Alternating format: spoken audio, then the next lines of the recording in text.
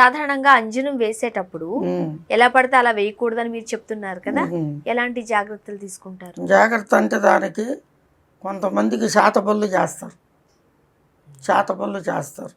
ఆ శాతపళ్ళు చేస్తే దానికి నిమోషన్ చేయాలి కదా, తెలిసిందా? అది చూడాలి కదా పూజలో. దానివల్ల ఈ శాతపళ్ళు ప్రాబలం ఉంటే గుళ్ళల్లో వేయకూడదు. ఊరు బయట, తెలిసిందా, వేసి చూస్తాం మేము. పూజలో చూస్తే అర్థమైపోతుంది వాళ్ళ పేర్లో ఎన్ని ప్రాబలాలు ఉన్నాయా, ఎన్ని పంపించారా, ఇంక ఎన్ని పంపించాలని ఉన్నారా, అవన్నీ చూస్తే మాకు అర్థమైపోతుంది. ఈ రోజుల్లో కూడా ఇంకా చేతబడులు ఉన్నాయంటారా? ఉన్నాయి తల్లి. శాతపళ్ళు అంటే ఇప్పుడు నుంచి కాదు, కలియుగం పుట్టిన కంచి ఉన్నాయి. అంటే చేతబడులు చేయడానికి కూడా ఊరు బయటకు వెళ్ళాలని చెప్తున్నారు మీరు. ఇలాంటి సిటీస్లో ఊరు బయట అనేది కనిపిస్తుందా మనకి? మీకు కనిపించే పని ఉండదు.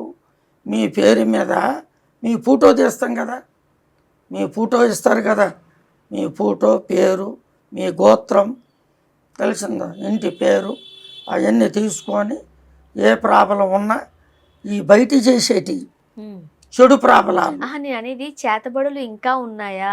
ఉన్నాయి. ఎక్కడ చేస్తున్నారు అంటే ఇప్పుడు ఇలాంటి సిటీస్ లో కూడా ఎంత సాంకేతిక పరంగా మనం పరిజ్ఞానం చెందుతున్నాము, టెక్నాలజీ పరంగా మనం వృద్ధి చెందుతున్నాము, వీటన్నిటిని మనం మూఢనమ్మకాలుగా కొట్టి పారేస్తూ ఉంటారు కొంతమంది. మీరేం చెప్తారు? కొంతమందికి శాతబళ్ళు గురించి తెలియదు, అవగాహన లేదంట, తెలియదు కొంతమందికి. అలాంటివి ఉన్నాయని కూడా నమ్మలేము. ప్రపంచంలో మంచి ఉంది, చెడు ఉంది, తెలిసిందా? మానవుడు, భగవంతుడు గొప్పవాడు, దేవుడు గొప్పవాడు, తెలిసిందా? రెండోది మానవుడు, తెలిసిందా? 10 కండ్లు ఒక మనిషి మీద పడితే వాడు పైకి రాలేడు. 10 మంది కండ్లు ఒక ఇంటి మీద పడితే ఆ ఇల్లు పైకి రాదు, తెలిసిందా? చెడు చేయాలన్నా, సంపాలన్నా, బతికియాలన్నా మానవుడే.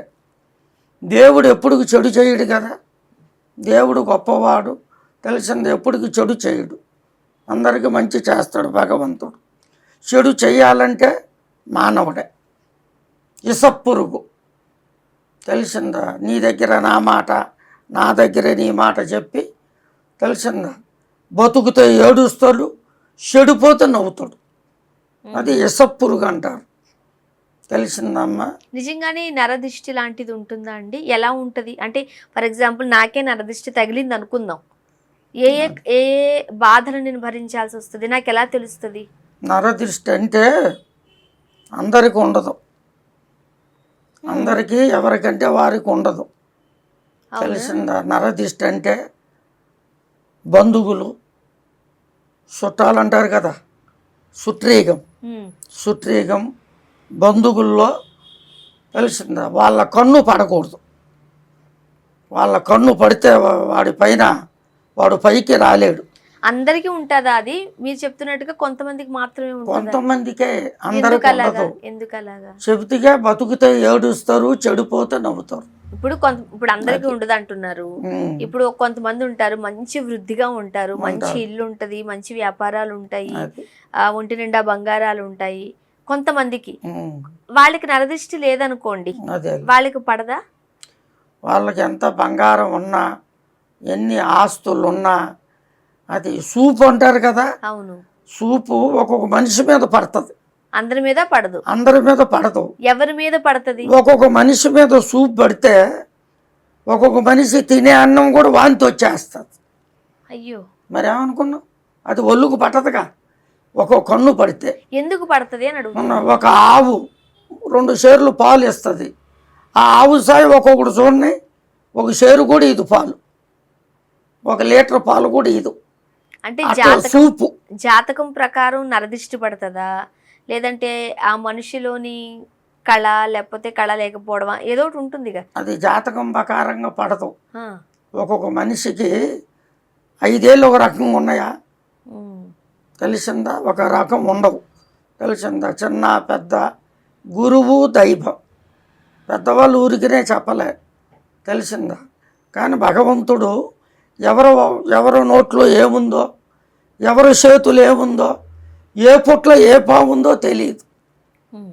తెలిసిందమ్మా? అట్లే ఒక్కొక్క కన్ను పడితే పొండండి సంసారం కూడా పడైపోతుంది. తెలిసిందా? చెప్తూ ఉంటారు కదా, నరదిష్టికి రాయి కూడా పగిలిపోతుంది. తెలిసి నల్ల రాయి కూడా నరదిష్టికి పగిలిపోతుంది. అట్లా కొంతమంది ఇబ్బందులు పడతారు ఇంట్లో నరదిష్టి వల్ల. కొంతమంది వ్యాపారాలు చేస్తుంటారు, బిజినెస్, లక్షలు కోట్లు పెట్టి బిజినెస్ చేస్తుంటారు. ఆ బిజినెస్ ముందుకు రాలేదు. ఎంత సంపాదించినా వ్యాపారం కాకుండా, ఇంట్లో మనశ్శాంతి లేకుండా, తెలిసిందా, వాళ్ళకి పనులు కాకుండా ఎంతోమంది ఇబ్బందులు పడుతున్నారు.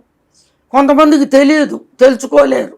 అదే దేనివల్ల అవుతుందా, మరి నా పరిస్థితి ఎట్లుంది, ఇన్ని కోట్లు పెట్టి వ్యాపారం చేస్తున్నా, ఏది ఎంత చేసినా కలిసి రావట్లేదే, ఇది దేనివల్ల, కారణం ఏమిటి అని తెలుసుకోరు. తెలిసిందా? దేవుణ్ణి పూజలు చేస్తారు, దేవుడి దగ్గరికి వెళ్తారు, స్వామి దర్శనం చేసుకుంటారు, టెంకాయలు కొడతారు, తెలిసిందా, దండం పెట్టుకొని వస్తారు.